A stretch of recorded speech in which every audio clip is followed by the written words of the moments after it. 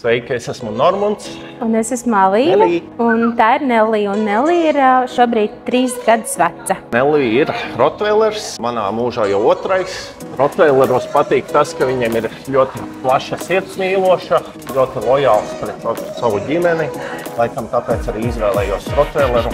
Jau no kucēnu vecuma Nelijai bija problēmas ar vēdera izēju un vēdera pūšanos. Mēs izmēģinājām daudz dažādas veterinārās barības, bet nekas nenesa gaidītos rezultātus. Un tad kādu pusotru gadu atpakaļ netīšām Facebookā mēs ieraudzījām Zoro reklāmu. Un mēs skatījāmies viņu piedāvājumu, un mūs uzrunāja Naturea barība ar Iberijas cūku, kas ir tieši lielo šķirņu suņiem.